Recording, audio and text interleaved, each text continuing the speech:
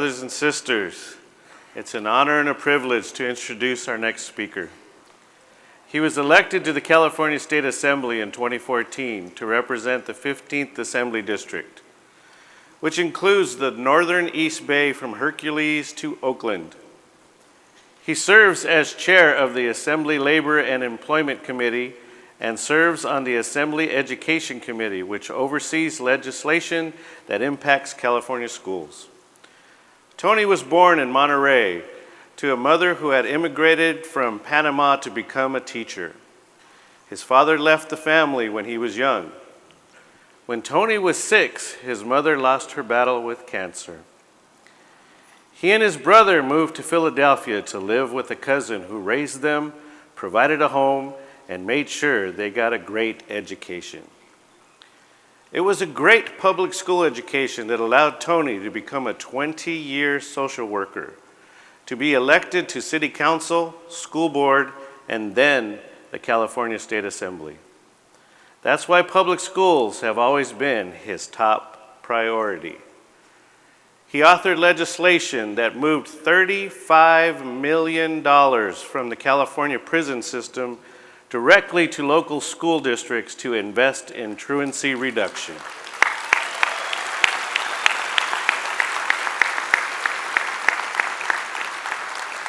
He also authored legislation to make free and reduced lunch more accessible to our neediest students.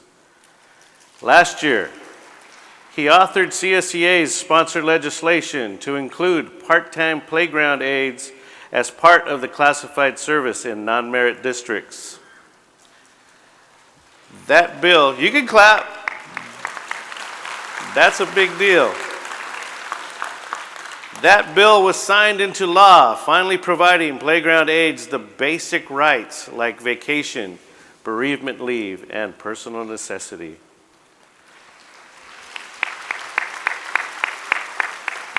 This year, he authored legislation to also include part-time playground aides in community colleges and merit school districts in the classified service. He is a champion for students, public schools, and classified employees. Brothers and sisters, please join me in giving a warm welcome to our next Superintendent of Public Instruction, Tony Thurmond.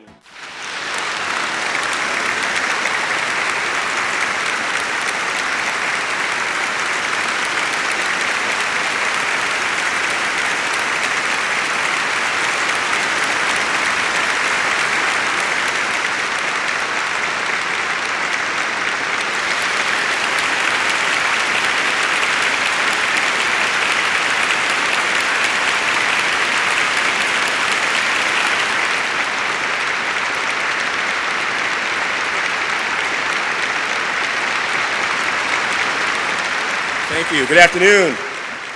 Buenas tardes. I'm out of breath just from the handshaking receiving line up in here. I'm looking out at 2,000 wonderful, beautiful people, and I want to say thank you for all you do for the students in the state and for all of us in the great state of California. Thank you.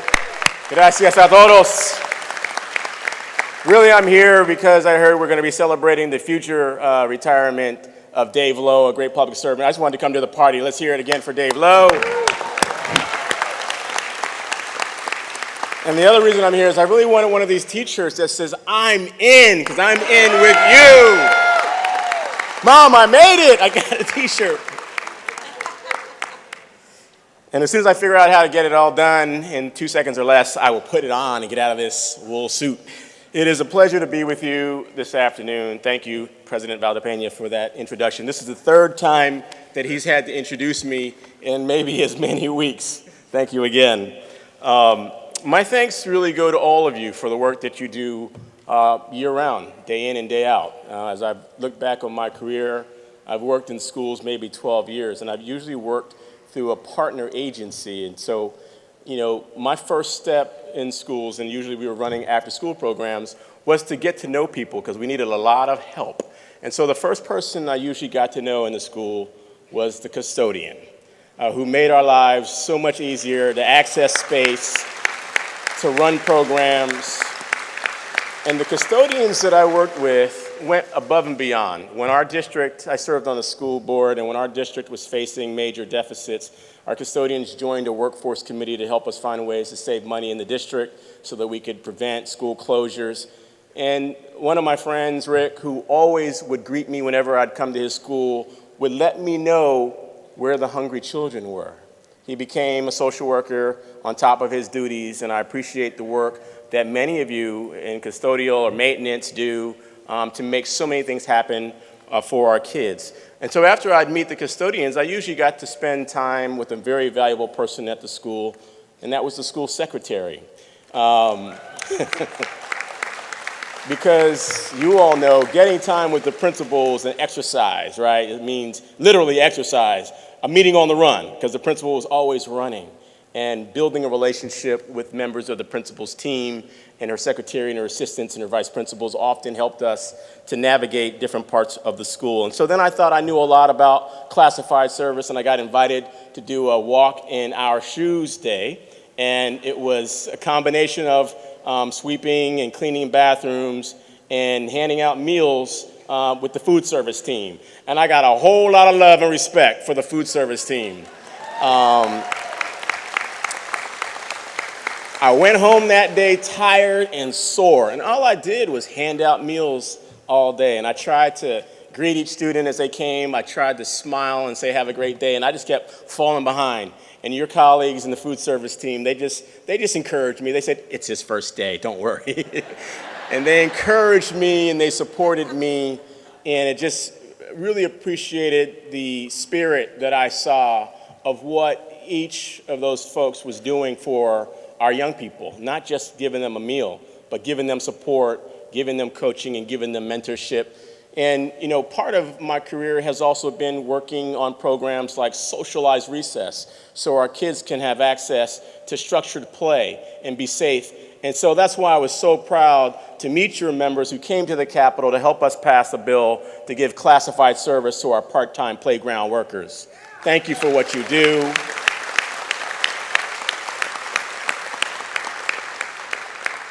There are so many things that you all do in each of your positions and classifications that help to raise our kids. You are educators, and it takes a village to educate our kids. Thank you to everyone in the CSEA family for helping to raise 6 million kids and supporting them in our state. I know that you don't often get accolades. I know that you often, don't get the support that you deserve. And I want to change that narrative. I want us to change that narrative together. And this year, I was honored that CSEA joined us in a bill that I introduced to help us close vacancies in our schools. It's a housing bill, because I've learned that in many districts, including the one where my children attend, we can't fill positions or keep positions filled because our teams simply cannot afford to live in the communities where they work. In the district where my kids go to school, we lose 400 teachers every single year who cannot afford to live in the community, or at least 200 teachers for the last 4 years. And you can't close the achievement gap with that type of turnover. And so when we got the feedback that the number one reason that they were leaving was the inaffordability of housing, I introduced a bill that will provide housing, affordable housing, for teachers and classified staff in our districts throughout the state of California. Because all of you are educators, and together you make it possible to help our kids. And many of you have helped me along the way. You know, I was a student who needed help, and I often say that education helps us overcome humble beginnings, and that's been the story of my life. You heard in the bio, I was born in the Bay Area in Monterey, which was then Fort Ord and is now CSU Monterey. I was somebody from Monterey up in here. My mother emigrated here from Panama and was a teacher in San Jose. My dad emigrated from Detroit, Michigan, all the way from Mississippi. He was a soldier who went straight into the Army and literally was sent immediately to Vietnam. It's the last time I saw him for almost 40 years. I found my dad on the internet, and he said simply that the physical and mental scars of war made it difficult for him to return to our family. So my mom raised 4 kids by herself until she could not. She held it down. She was a great teacher, a great educator, but she was very, very sick. My mom had cancer, and in 1974, when I was 6 years old, she lost her battle to cancer. And I was sent away from California to live with a cousin in Philadelphia who I'd never met until I showed up on her doorstep. Also a Panameña who struggled and hustled and worked as a nurse's aide and went to school at night to give us a better life. She raised me and my younger brother as her sons, and she saved my life. And she made sure I got a great education. And we struggled at times. I was raised in a low-income household. I tell people all the time I was on the free lunch program, and people teased me for eating the free lunch. They gave us these little orange tickets that signified you were on the free lunch program, somehow that you were different from everybody else. And so I ate the lunch underneath my desk. I didn't want anyone to know that I was eating the free lunch program. Little did I know, and then I found out as an adult, everybody in my neighborhood was on the free lunch program.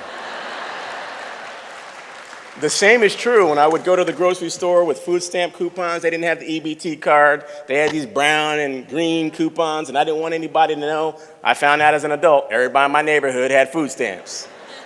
And this one, again, I didn't know this until I became an adult, but we ate so much USDA, so much government cheese, I thought that USDA was a brand name. And it's the only thing anybody remembers from this speech, is that the government cheese. I didn't want it at first, but it became the best grilled cheese sandwich I ever had. These were programs that helped me and my family to overcome poverty. They helped us to get a better start in life. And education really made that difference for me. And I think about it all the time. It would have been easy for me to fall into the cracks and end up in California State Prison. Instead, I ended up in the California State Assembly. I want to give that kind of opportunity to all of our kids.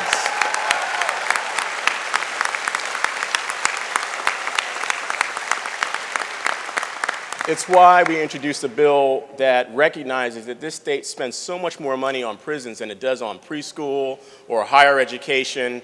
And I think that we should close down all the private prisons in this state. The companies that are profiting off of ownership of private prisons are making more than $6 billion in the state. You've seen recently that, Trump has allowed many of these companies to profit off of housing children after separating them from their families in cages.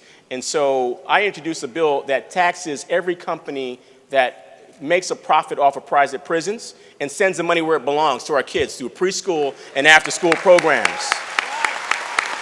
We will close the school-to-prison pipeline. We will provide universal preschool and early education for our kids, and we will close the achievement gap. And I'm so proud of the people in my community who rallied together. We sent letters, we protested. Our sheriff had contracted with ICE to have a detention center in one of our local jails. I'm pleased to tell you we got that thing closed down. Families should stay together. We don't want our kids to be afraid to come to school. I know that you see it. Kids are afraid to come to school because of what they think is going to happen to them. And you see a decline in many of the programs that are there to help our kids. That's why I was so pleased to introduce legislation to expand the free lunch program to 400,000 more kids in the state of California. We want to help those who are hungry to get resources, to get counseling, to get support. We've worked on expanding bilingual education programs in our state, and I won't stop until we make the funding for our schools number one, because right now, we are 46 in the nation in per pupil spending, even though California is the 5th wealthiest economy in the world. I think our kids deserve to be number one in what we spend on them, don't you? Will you help me to get there? Let's do it together.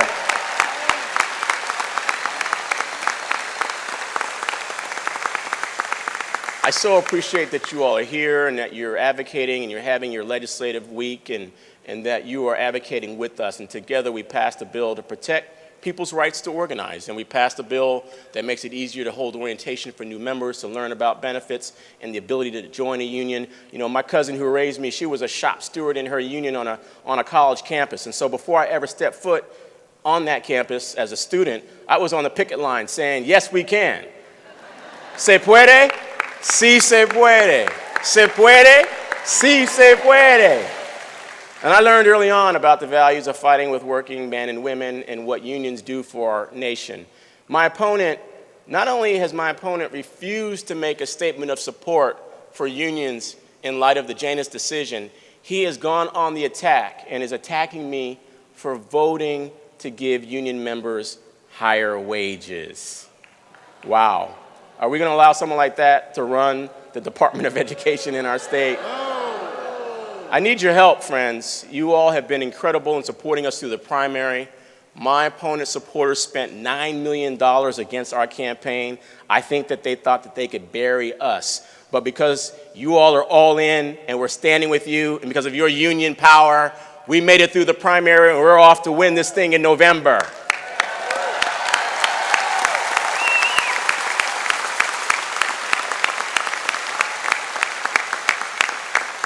As I mentioned, my opponent's supporters spent $9 million against our campaign. He got support from the Waltons and, the likes of mega conglomerate companies who can just throw around $1 million here and there to own and privatize public education. While they were doing that, with my colleagues, I introduced a bill that would ban for-profit charter schools in the state of California, because public education should always be public.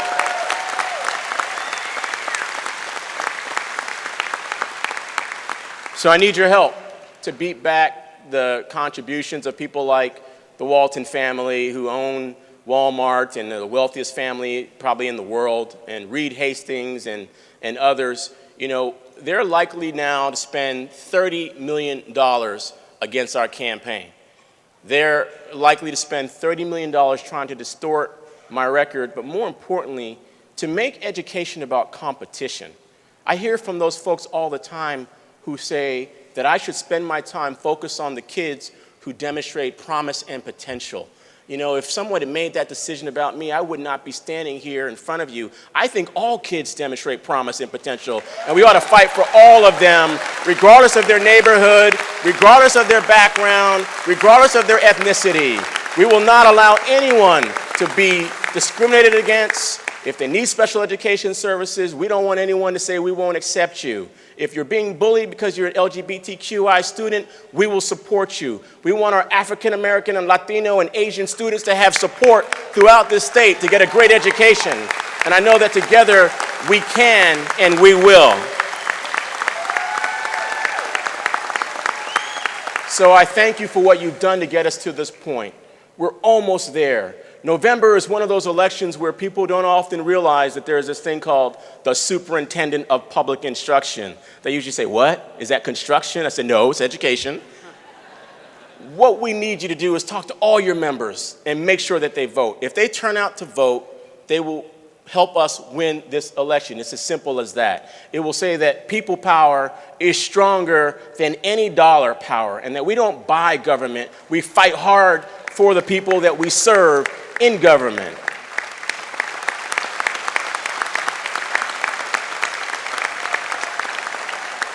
I ask you to join those who supported our campaign. I'm so honored to have the endorsement of CSEA to be your candidate to be State Superintendent of Public Instruction. Thank you for your support. We ask that you join those like our Senator Kamala Harris and the California Black Caucus, the California Latino Caucus, the California Democratic Party, Planned Parenthood, the Sierra Club, Equality California, and I hope that together you will help us get to the finish line so we can serve all 6 million of our students in this great state. Thank you so much for all you do. Thank you for having me here today. Thank you, thank you, thank you.